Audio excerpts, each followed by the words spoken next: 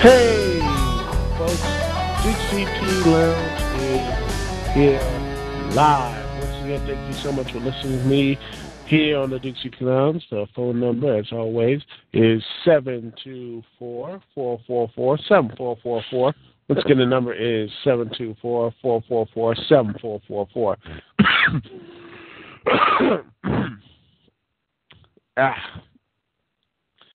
And the call ID to connect to me, Dukect, is 92417. Once again, the number is 92417. Thank you so much right now and for joining me here on this last time here on the 2012. And thank you so much for making this year very interesting and making my, this thing, actually, you guys are watching. Thank you so much. And I always thank y'all who are watching videos. I know I don't get like a lot of views, but you know what? I'm happy for the ones I get. So thank you so much for watching and enjoying my stuff. And thank you for listening to me rant for all this time. So anyway, let's get on to the craziness now, shall we? Let's see. There's a lot of things that are interesting right now. One that picked my eye up, that really perked my ears and eyes and what have you, was that supposedly TNA, in their brilliance and wisdom, they're going to try, supposedly, it could be true or not true, that supposedly, the one and only, the immortal Hulk Hogan, seems to want to come back. He wants to come back in the ring, and not only that, fight for the TNA World Championship. Do I have to say this is a bad idea? What can I say? Let's be real here.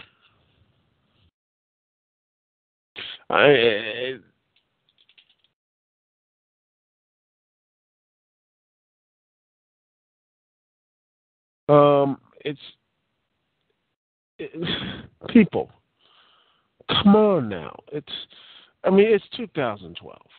I don't know about you, but I do not. And I mean not want to see Hogan again winning the world title. Why? It's people. Again, how old is that? What is he, like in his 60s now?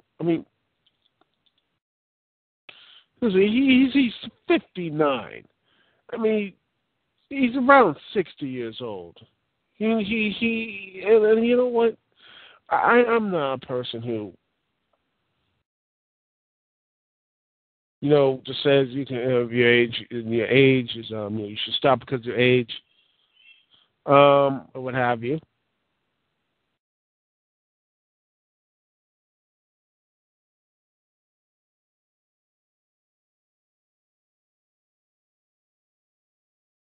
And it's like, I don't mind his age. That's my thing. I don't mind someone going out there for his whole thing. Someone says, oh, that's contradictory and everything else. But no, it's just that this is not some old guy, like, someone giving a shot, like, well, this guy from nowhere who's going to try to get one last shot. This is not like the guy from, the wrestler or what have you. This is Hulk Hogan. A guy who has been on the mountaintop so many damn times that the mountain's named after him. And honestly, I already seen him wrestle before. And honestly, I don't want to see Hogan wrestling anymore. He already has so many hip surgeries, so many type of surgeries to the point that seriously, the guy's barely just hanging together right now. He has like knee replacement, hip replacements, all these surgeries. I'm sorry, but I don't want to see Hogan ever again in a wrestling ring. Ever. Never again. Same as Ric Flair or Sting or anything else. I don't want to see these guys get hurt or get you guys who honestly who are the elites, man. It's sad. It's everything else. And And then he can barely walk to the ring. He could barely walk into the ring. And it's just it's sad. And this was, and I actually thought TNA would be smart enough not to do this, and I'm hopeful they are. I hope that Dixie Carter, who is listening, hopefully she's listening, or she probably not listening to me, but someone in her ear, someone with some rational sense can tell Dixie, no, please, I don't want to see this guy win the championship, much less have him wrestle in a match. I mean, okay, Hogan has some good ideas. Have the idea of Rude being a heel and dominating for most of the year. Brilliant move. But you know what? Have him backstage. Have him give creative ideas. That sort of thing. We don't want to see Hogan wrestle for all this. I don't want to see him wrestle. Do you want to see him wrestle again, people? If you do, please, I want to find out who you are, please, because I want to just stay away from you forever. No, I'm just playing. But, I mean, please, can someone convince me to having Hulk Hogan wrestle? Heck, Hulk Hogan shouldn't have, to me, Hogan shouldn't have been wrestling back in 2002, much less in 2012. It's done. Hogan is done. It's sad.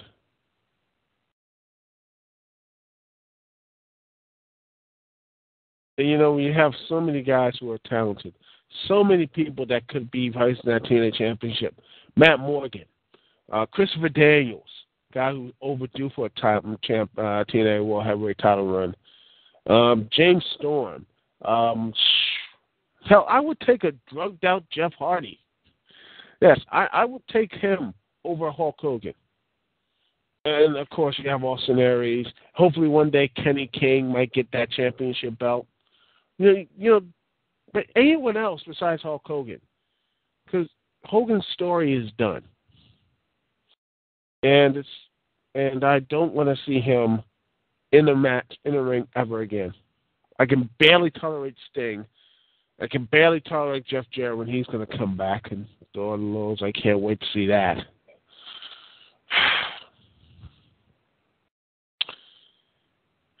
But, you know what's going to happen.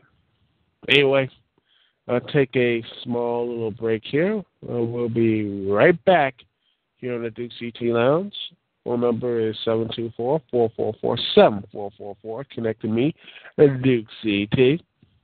We'll be right back right after this little song from LC Remix. And, man, it is going to be so fun. And man, this next segment is going to be so much fun because I'm going to be talking about, well, the best, honestly, the best wrestler stuff in the list. Best stuff for me because, hey, it's year-end stuff. And, well, I don't want to be any other hack guy who does these podcasts or any type of video review or what have you. And everything else. I want to do something like that because, well, it's my show, and I want to do that because I want to. And I want to get more views. Anyway, thanks again for listening to the Dukect Lounge. We'll be right back right after this. Thank you for joining us here on the Dukect Lounge.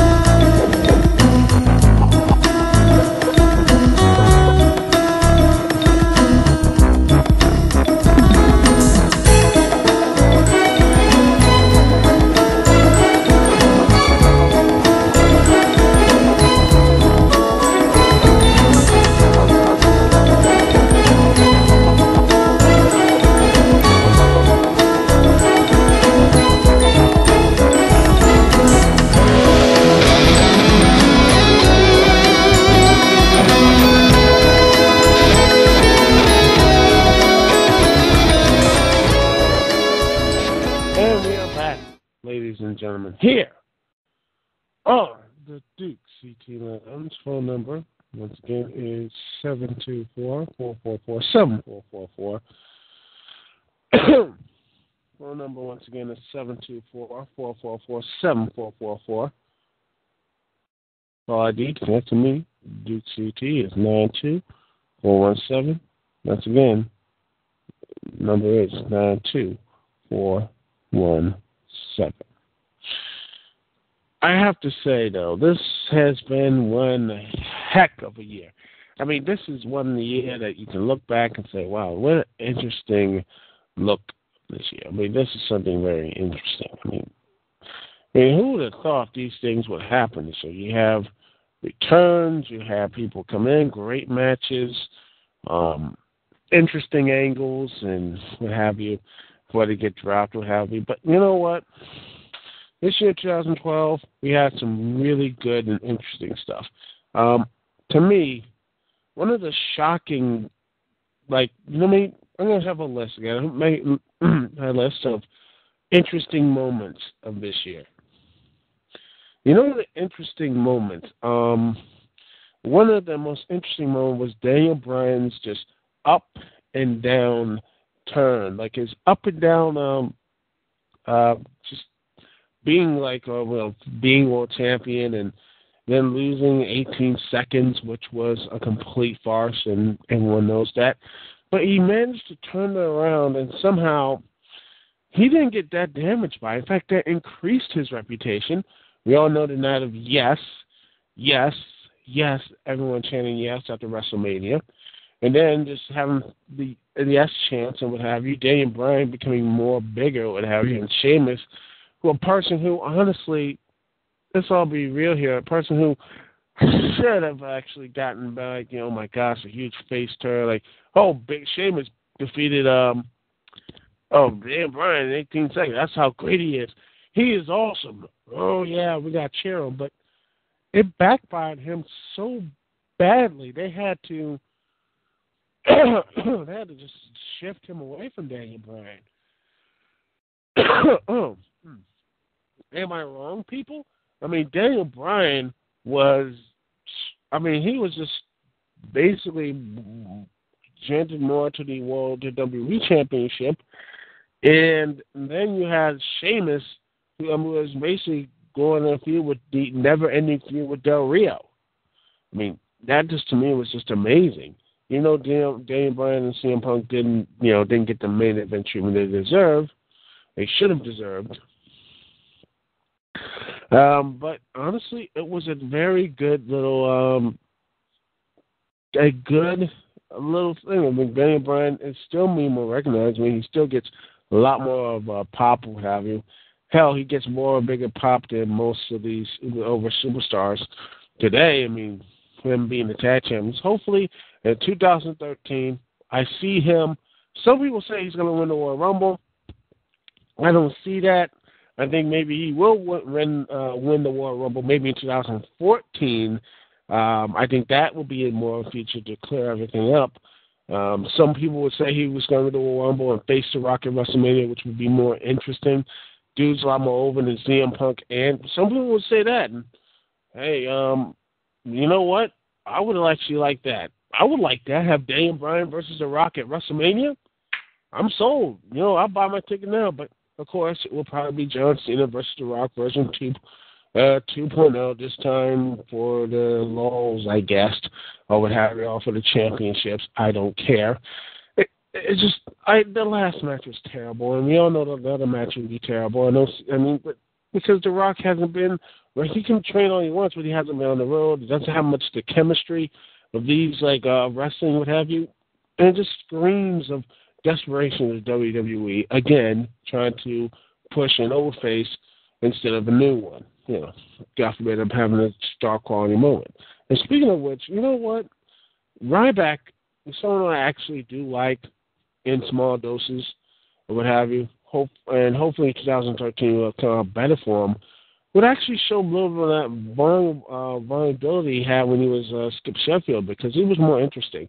And that's what people like about Batista, is that he did sell a mean bit. He was strong, he could bulldoze you, But honestly, Mr. Kennedy, guys like Mr. Kennedy and CM Punk or all the other guys like that, still like he still basically basically took their hits or what have you, and they wore them down.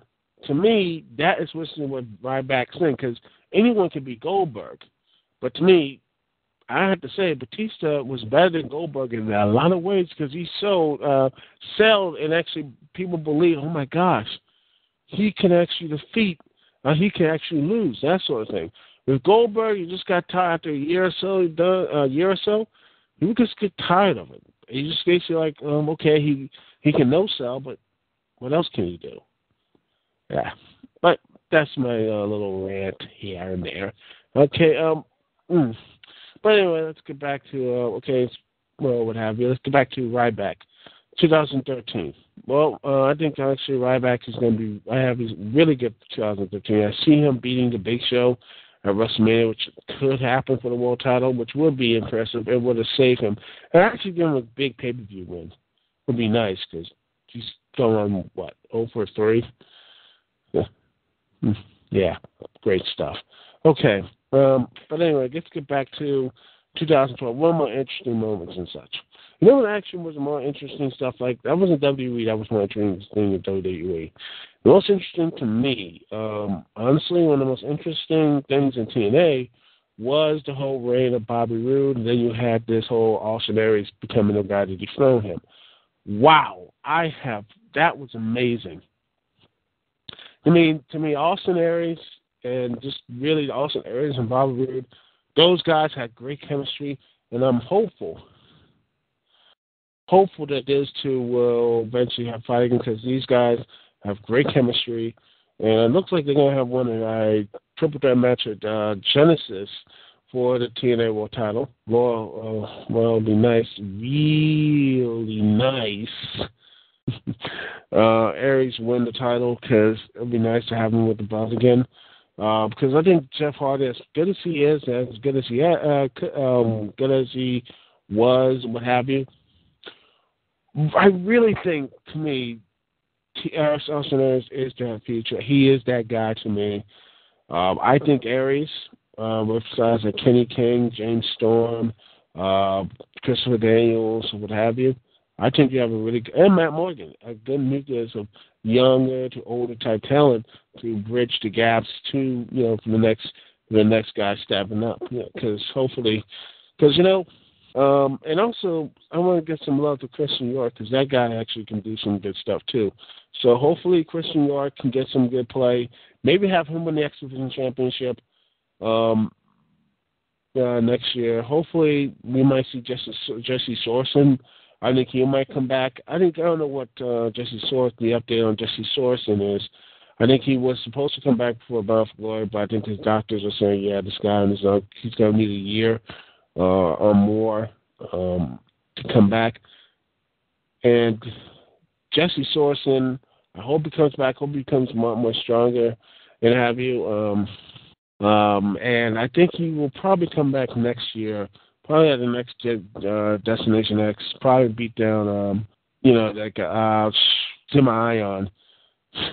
I almost forgot about him.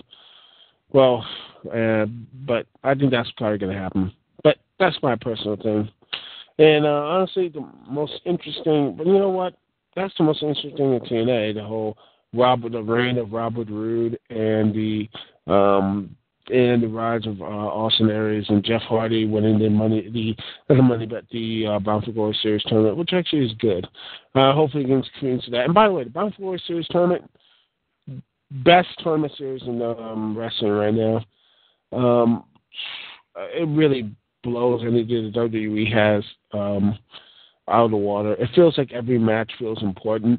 Sure, you have some remake matches and such, but you get interesting type of you get like lower card guys and mid card and main eventers, lower card guys, mid carders, and main eventers into the same field and see if they can actually shake out. And it's brilliant. And I'm hopeful, and I'm really hopeful that WWE can steal something like that because you can make so many stars by that, and TNA has. And I have a feeling that TNA we'll start building. I feel TNA will probably refine it next year, and hopefully there won't be any type of big evil type of thing. That's what I'm hopeful for next year for TNA is no big evil type of thing, and hopefully just be simple booking. And that's why I wish that more companies should keep it simple. No more these big crossovers events, big crossover, not big, but big events like the Aces and Eights that seem interesting but fizzle so down to the wayside that just becomes like I don't really care anymore. Does anyone really care about the Aces and Eights anymore? No? Well, I'm not surprised. But anyway, that's my personal opinion. And I could be wrong, but I feel that the Aces and Eights storyline for 2012 started out interesting, but now just fading away. Hopefully in 2013 it can pick right back up. That's my hope. That is for TNA. And for WWE, the Shield, what have you, keep having some awesome stuff. Because I did watch the TLC match with them, with the Shield and Hell No and Ryback. Great stuff. It made Ryback look strong, but seriously, it's his third pay-per-view. He's on the losing end, and he's losing a bit of that mystique.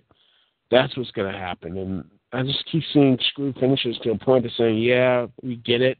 We need to move on from that. So Ryback needs to, personally, hopefully he'll take some of the lessons like from Batista and not be so rugged and try not to be so like the unstoppable Superman, but maybe just sell a bit more, and I guarantee you become a lot more interesting, or what have you. That's just my personal opinion. Anyway, thank you so much once again for sticking with me for God knows how long you've been doing this show. Thank you so much for listening, and importantly, this is the first time this year was the first time I put this show up on YouTube, Blip, and all those type of videos, Sarah sites, and what have you. I want to thank you all so much for listening to me and watching the Dukect Lounge. Thank you guys once again. You guys are great, and there's not much else I can say. Yeah, you guys just keep rocking.